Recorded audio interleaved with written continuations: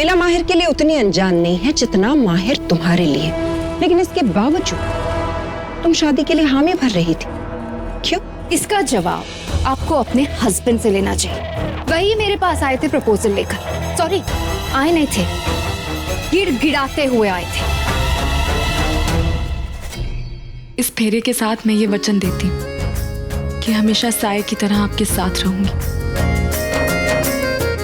किसी भी दुख, दर्द और तकलीफ में आपको अकेले नहीं छोड़ूंगी।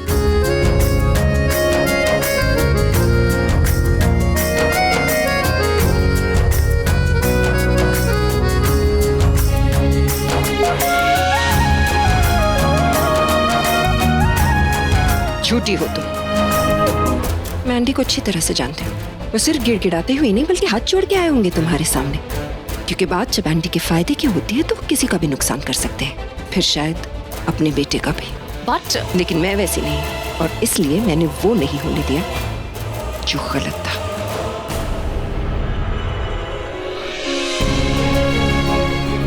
मैं वादा करती हूँ आपसे कभी कुछ नहीं छुपाऊंगी। मैं जो भी करूंगी हमेशा उसकी वजह आपको बताऊंगी।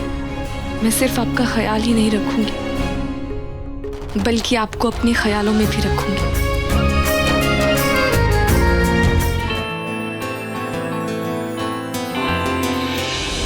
I just don't understand। आप तो राजी थी ना, आप ही आई थी। बिल्कुल भी नहीं। शायद एंडी ने तुम्हें माहिर की दुल्हन देखी, लेकिन मैंने कभी भी नहीं। और अच्छाई तो ये हो कि भगवान ने भी सब कुछ मेरे ही नजरिए से देखा, और इसलिए वही हुआ जो सही था।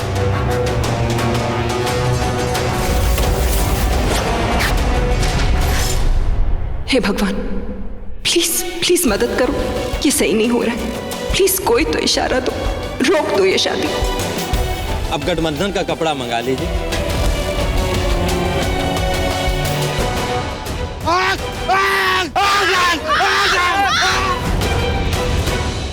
नाइस। बिना मुझे जाने पहचाने आपने मुझे वैम्प बना दिया और इस ड्रामेबाज को हीरोइन। रो धो के यहाँ से मंडप छोड़कर गई थी और अब बेशर्म की तरह वापस आ गई है। ये वापस नहीं आई है, इसे वापस मैं लाई हूं।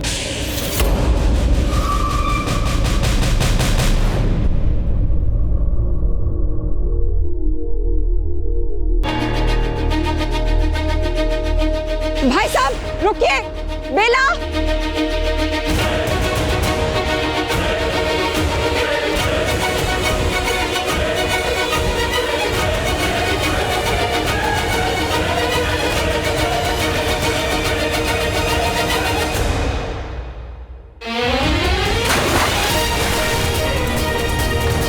भाई साहब, बेला नहीं।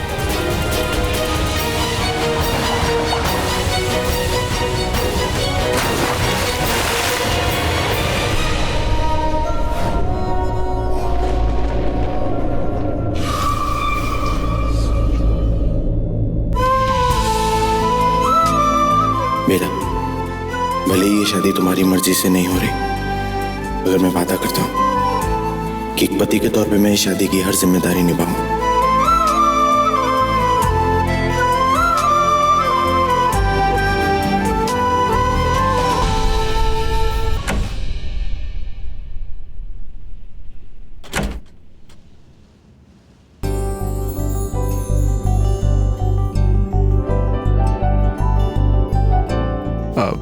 माँ, बेला ठीक है? थोड़ी सी दुखी है बेटा, पर वो सिर्फ इसलिए क्योंकि वो ये नहीं जानती कि उसके नसीब में कितनी बड़ी खुशी आई है।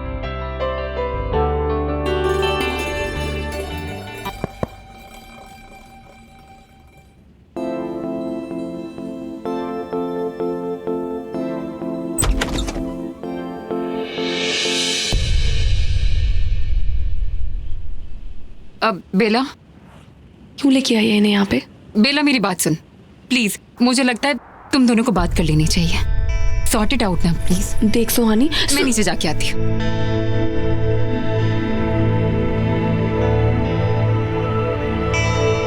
बिला मैं वो अपने किए पे बहुत शर्मिंदा हूँ। मेरे पास और कोई रास्ता नहीं था। यही कहना है ना आपको? मत कहिए, क्योंकि आपने मेरे पास कोई रास्ता नहीं छोड़ा है। आपने मुझे वहां लाके खड़ा कर दिया है जहां से मुझे वो जिंदगी जीनी पड़ेगी जिससे मैं दूर भागना चाहती हूँ। बिला मुझे समझने की मुझे कुछ कोशिश कर। समझना ही नहीं है। क्या आप इतनी सी बात नहीं समझ सकते?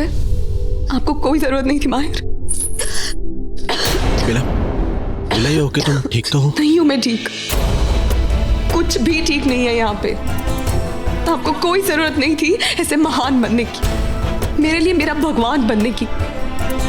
अगर युवराज जी ने मेरे साथ मौका देकर धोखा किया है तो आपने भी उसी मौके का फायदा उठाकर मुझसे धोखा किया।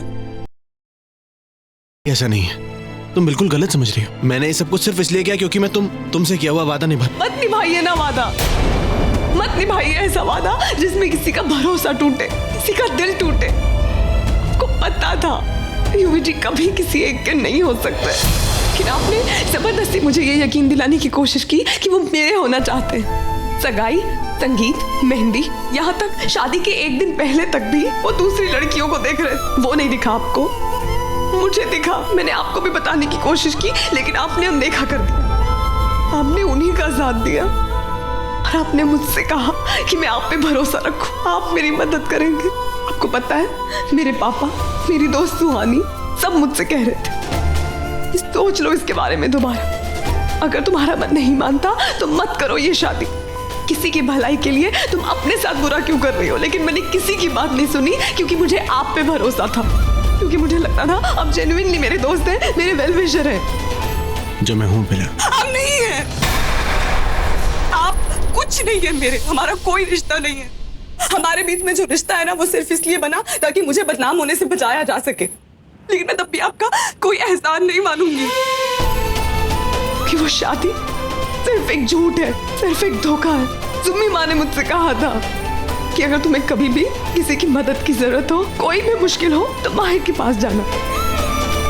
अब मेरी मुश्किल ही आप है, मैं किसके पास जाऊँ? अब किससे करूँ आपकी शिकायत?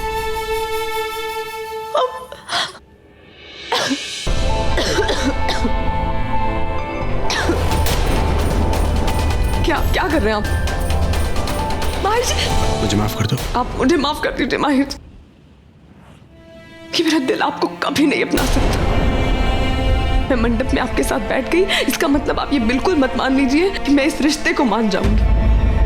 अगर आप मुझे जानते तो ये बात समझ जाते, मैं इस तरह के झूठे रिश्ते को कभी नहीं अपना सकती। बिला, मैं जानता हूँ।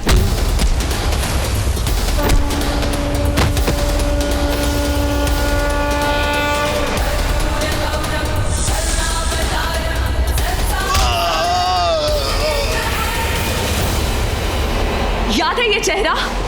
हाँ, आंखें फाड़ के देख, यही है वो चेहरा जिसे तूने नोच के तबाह कर दिया था। ये तो खुद भगवान के पास जाने वाला है।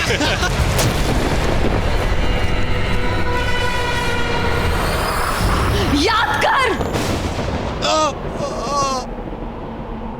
क्या जो सबका हिसाब होगा, तेरे हर पाप का हिसाब होगा तेरी मौत के साथ।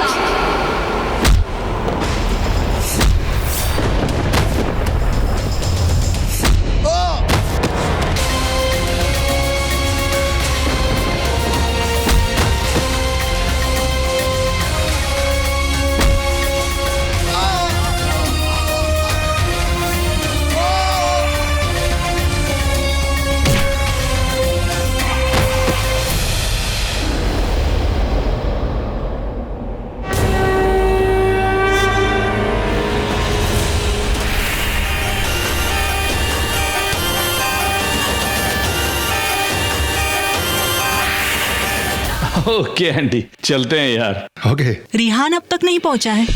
वो तो तुम लोगों के साथ ही निकला था ना हवेली से। हाँ, लेकिन वो कहीं गया होगा। डोंट वरी अबाउट इट, आ जाएगा। हाँ, दारू पीने।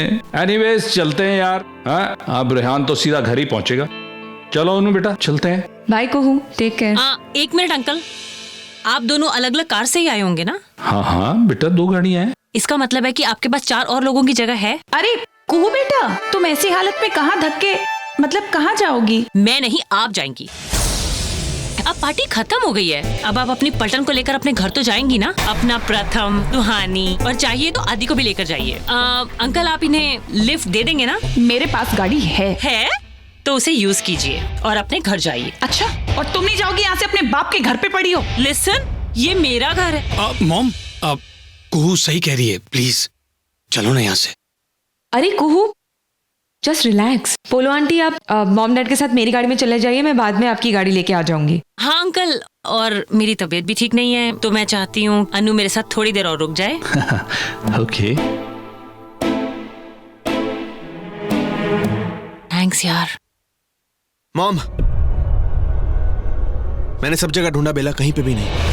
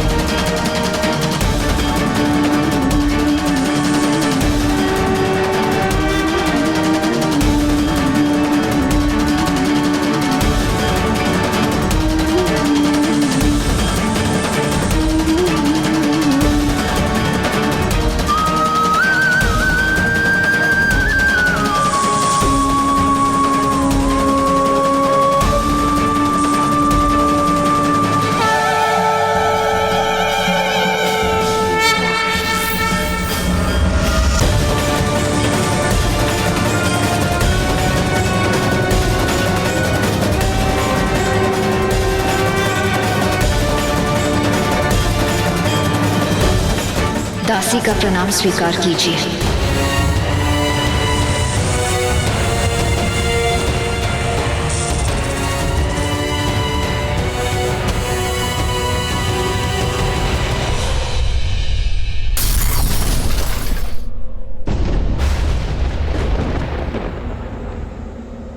मैंने तुमसे कितनी बार कहा है, तुम्हारी जगह मेरे कदमों में नहीं है। अब तो सारी दुनिया की जगह इन्हीं कदमों में है नागरानी।